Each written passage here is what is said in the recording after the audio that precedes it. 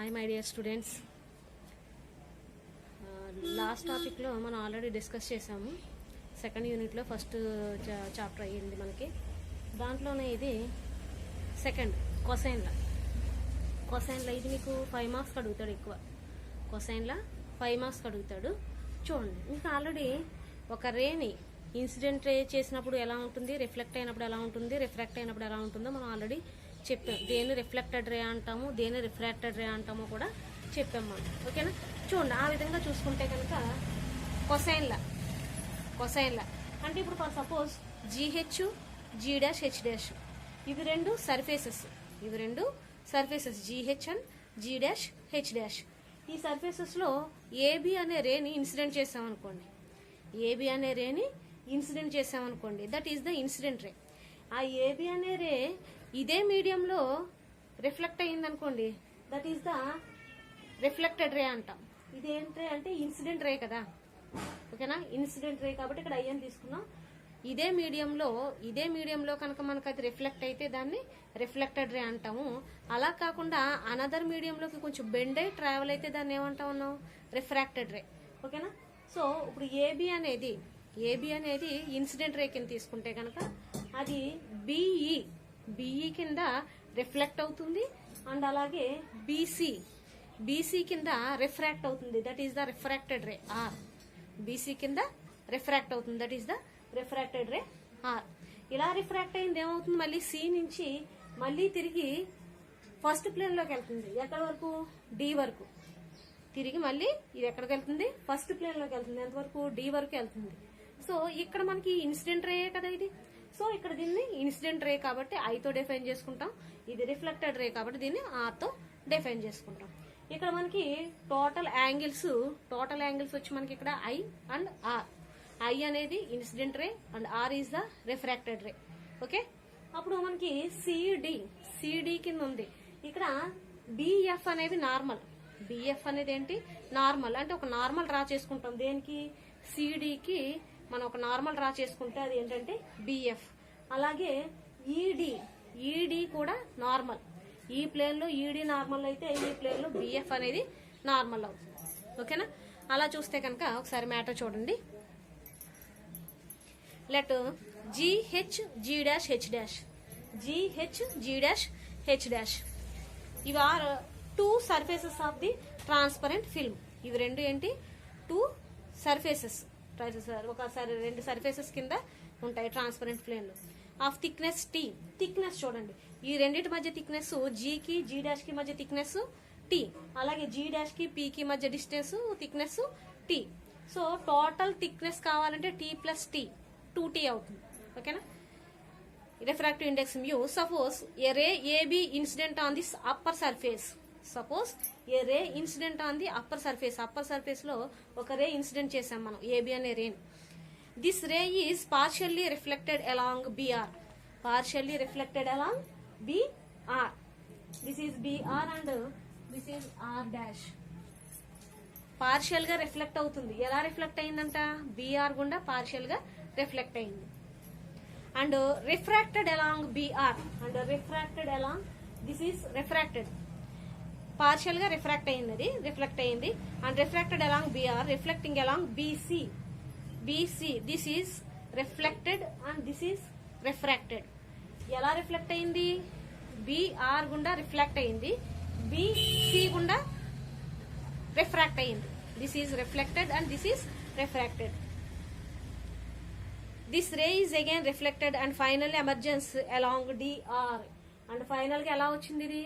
ఇలా రిఫ్రాక్ట్ అయినా కూడా మళ్ళీ ఏమైంది? మళ్ళీ రిఫ్లెక్ట్ అయింది. ఎక్కడికి? డిఆర్ గుండా రిఫ్లెక్ట్ అయింది. సేమ్ అదే ప్లేన్ లోకి వెళ్తుందని చెప్పాను కదా ఇందాక. సో అది DR and BR are parallel to find out the path difference between BR and డిఆర్1.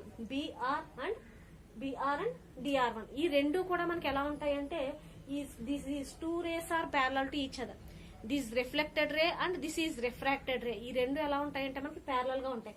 అంటే అదే మీడియంలో రిఫ్లెక్ట్ అయిన బిఆర్ రే అండ్ అనదర్ మీడియంలోకి రిఫ్రాక్ట్ అయ్యి మళ్ళీ అదే మీడియంలోకి రిఫ్లెక్ట్ అయిన CR, that is DR dash and BR are parallel to each other. ఒకదానికొకటి ఎలా ఉంటాయంట?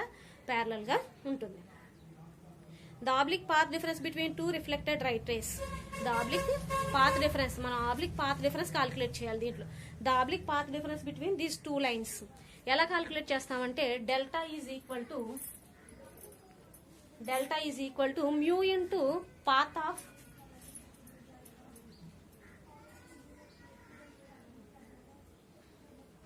BR1 mu into path of BR,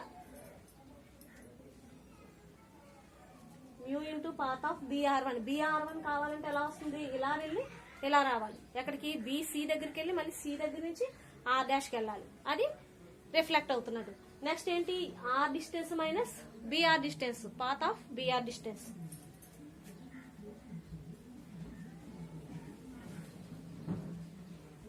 minus path of BR, okay, into mu. ఇక్కడ చూడండి మనకి ఏమవుతుందంటే mu into path of BR1. Path of BR1 ఎలా వస్తుందంటే BC plus CD చేస్తే BR1 అవుతుంది, అంతే కదా. B నుంచి Cకి రిఫ్లెక్ట్ అయ్యి C నుంచి మళ్ళీ Dకి వెళ్ళి D నుంచి R1కి రిఫ్లెక్ట్ అయింది. సో మనకి పాత్ ఆఫ్ BR1 కావాలంటే BC plus CD, mu into BC plus CD minus, ఇక్కడ మైనస్ ఉంది కదా, minus path of BR. Path of BR అంటే డైరెక్ట్ BEనే, ఇంకెటు వెళ్ళలేదు కాబట్టి ఇది BE.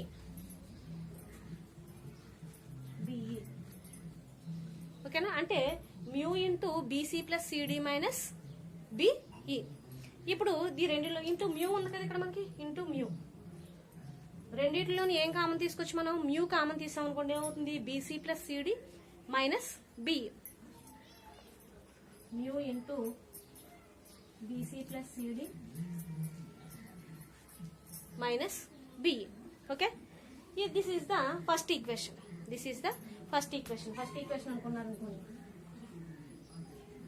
ఫ్రమ్ స్నెల్స్ లా మనకి ఆల్రెడీ ఇంటర్మీడియట్ లో వస్తుంది. స్నెల్స్ లా మనకి mu equal to sine I by sign R. Snell's law mu equal to ఏంటి, sine I by sign R. దాంట్లో I is the incident ray and R is the refracted ray. Sine I by sign R, దాంట్లో I is the incident ray and R is the refracted ray. అక్కడ చూడండి, from Snell's law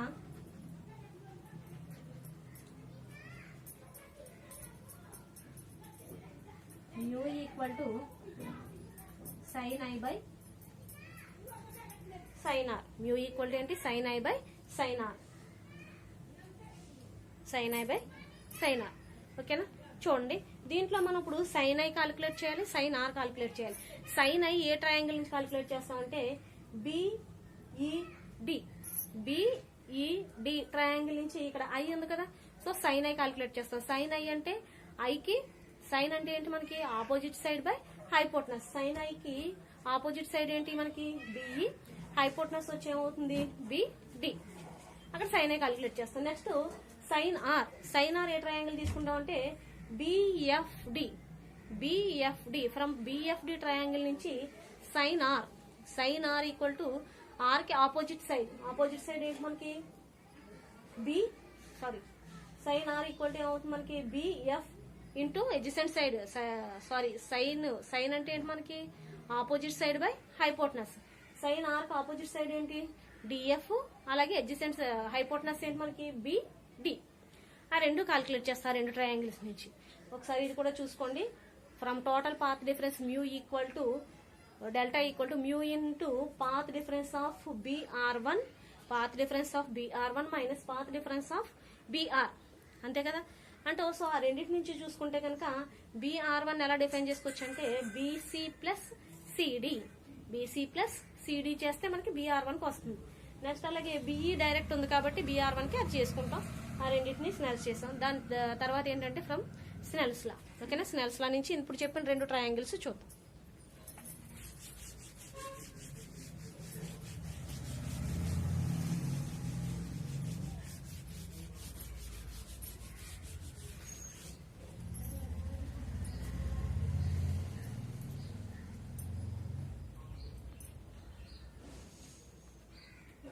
sign I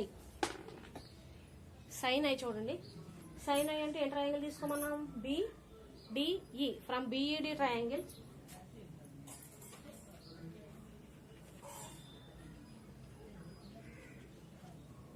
from triangle BED. Sin i equal to ఏం రాసుకోవచ్చు మనం?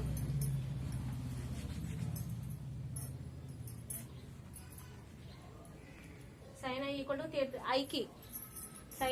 To ఐకి opposite side ఏంటి మనకి? BE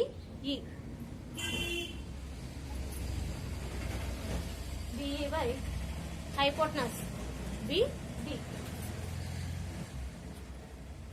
same అలాగే ఇంకో ట్రయాంగిల్ తీసుకోమన్నాం. ఏది?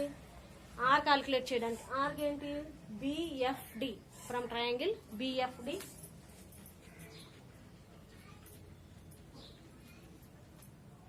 Sign are equal to r కి opposite side FD by hypotenuse BD. Are కి ఆపోజిట్ సైడ్ ఏంటి మనకి? FD కదా, FD బై BD. ఇప్పుడు మనకి ఈ రెండు తీసుకెళ్లి స్నెల్స్ లాలో సబ్స్టిట్యూట్ చేస్తాం. Snell's law mu equal to formula మనకి sin I by sign are.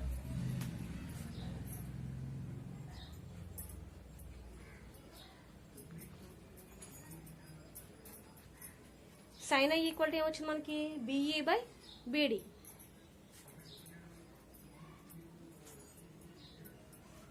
అలాగే సైన్ ఆర్ ఏమొచ్చింది మనకి? FD by BD. సో రెండిట్లోని BD కామన్ ఉంది కాబట్టి BD క్యాన్సిల్ చేసుకోవచ్చు. ఇంకేముంది మనకి? BE by FD.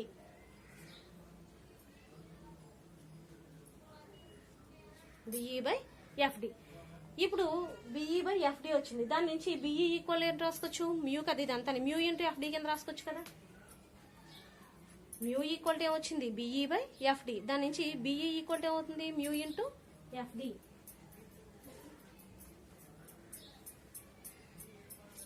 Mu into FD. ఈ ఈక్వేషన్ 2 అనుకుందాం. ఇందాక ఒక ఈక్వేషన్ అనుకున్నాం కదా. This is equation 2. ఇందాక ఫస్ట్ ఈక్వేషన్ చూడండి ఏమొచ్చిందంటే మనకి delta equal to mu into BC plus CD minus BE వచ్చింది కదా. సో అక్కడ మైనస్ BE ప్లేస్ లో ఏం సబ్స్టిట్యూట్ చేసుకుంటాం అంటే మనం మ్యూ ఇంటూ FD సబ్స్టిట్యూట్ చేసుకుంటాం. Sub equation 2 in equation 1. Equation 2 తీసుకెళ్లి ఈక్వేషన్ 1 లో సబ్స్టిట్యూట్ చేసుకుంటే కనుక ఏమవుతుందో చూడండి.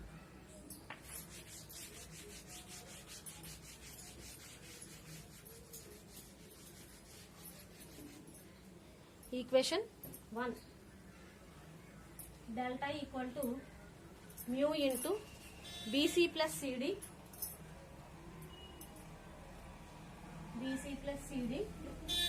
మైనస్ BE కదా. మైనస్ BE అంటే ఎంత రాసుకోవచ్చు మనం? Mu into FD.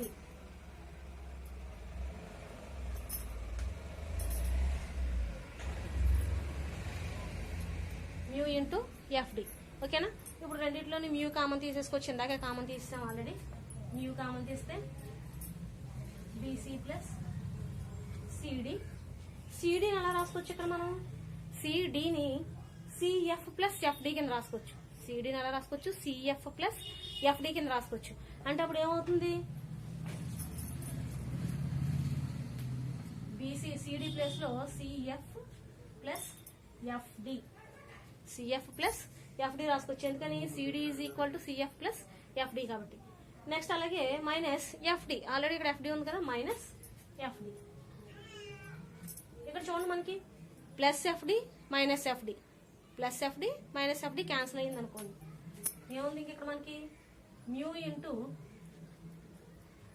BC plus CF. ఏముంది ఇంకా ఇక్కడ? Mu into BC plus CF. Okay. Next ఇంకో ట్రయాంగిల్ తీసుకుంటాం. ఏంటంటే ఫ్రమ్ ట్రయాంగిల్ BFP.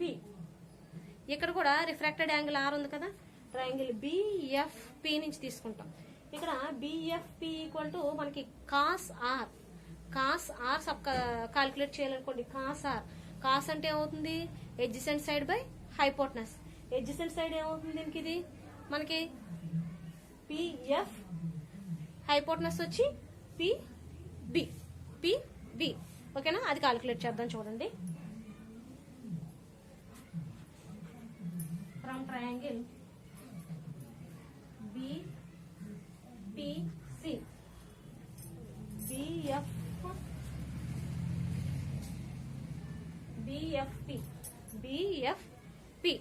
BFP నుంచి cos r ఈక్వల్ టు ఏమవుతుంది మనకి? cos r equal to PF adjacent side కదా, adjacent side by hypotenuse side మనకి ఇక్కడ PB. ఎడ్జసెంట్ సైడ్ వచ్చి PF, హైపోటనస్ వచ్చి PB. So PF by PB, PF by PB.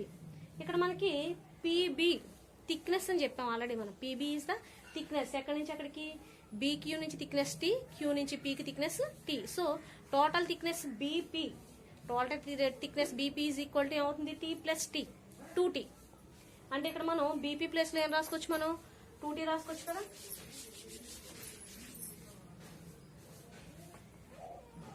cos r equal to PF by 2T, PF by 2T. దాని నుంచి PF equal to ఏం తీసుకోవచ్చు మనం? 2T into cos r రాసుకోవచ్చు కదా.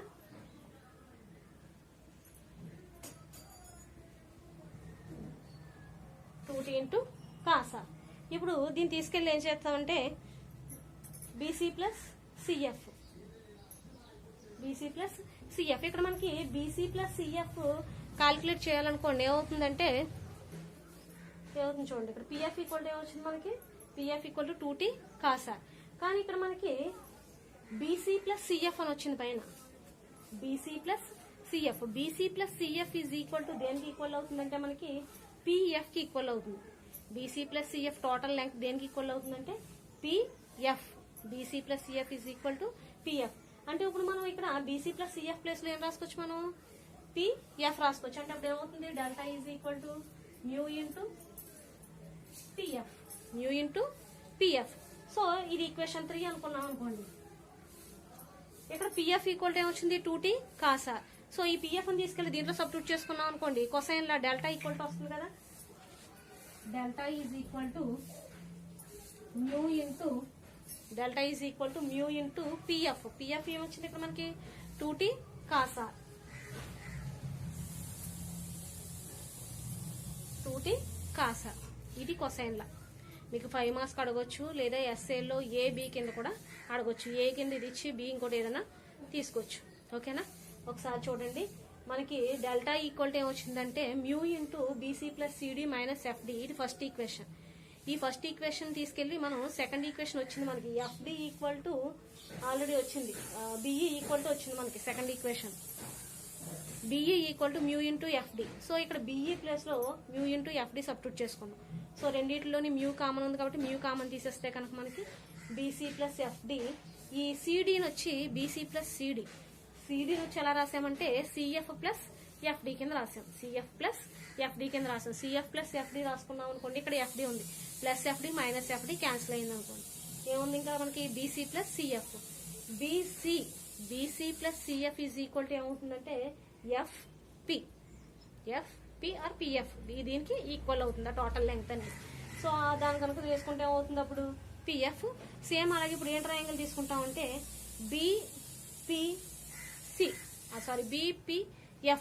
BPF ట్రయాంగిల్ తీసుకున్నాం అనుకోండి. BPF ట్రయాంగిల్ ఇక్కడ R ఉంది, రిఫ్రాక్టెడ్ రే. సో ఇక్కడ cos R క్యాలిక్యులేట్ చేస్తాం కొసైన్ లా కాబట్టి. ఏమవుతుంది? cos R ఈక్వల్ టు ఏమవుతుంది? PF plus BP, PF plus BP. BP అనేది thickness, T plus T 2T. So మనం BP ప్లేస్ లో ఏం రాసుకుంటాం అంటే 2T రాసుకుంటాం. సో 2T అయితే కనుక PF ఈక్వల్ టు ఏమవుతుంది? 2T cos r. ఈ PF ని తీసుకెళ్లి పైన థర్డ్ ఈక్వేషన్ లో సబ్స్టిట్యూట్ చేసుకుంటాం. ఆ థర్డ్ ఈక్వేషన్ ఏంటి మనకి? Mu equal delta equal to mu into PF. Mu into PF అంటే ఏం సబ్స్టిట్యూట్ చేస్తాం? 2T cos r సబ్స్టిట్యూట్ చేసుకుంటాం. ఓకేనా? దిస్ ఈస్ ద కొసైన్ లా. ఇది కూడా చాలా ఇంపార్టెంట్. సో రేపు పొద్దున్న అందరూ ఏం చేస్తారంటే ఇది నాకు అసైన్మెంట్ రాసి సబ్మిట్ చేయండి. అందరికీ అర్థమైందని అనుకుంటున్నాను. అర్థం కాకపోతే కనుక నాకు వాట్సాప్ కానీ చేయండి, నేను మళ్ళీ క్లారిఫై చేస్తాను డౌట్స్. రేపు న్యూటన్ రింగ్స్ చాలా చాలా చాలా ఇంపార్టెంట్. దీని నుంచి వచ్చే కంపల్సరీ ఎస్ఏ. ఓకేనా? సో చాలా కేర్ఫుల్గా వినండి. ఓకేనా? Thank you all of you.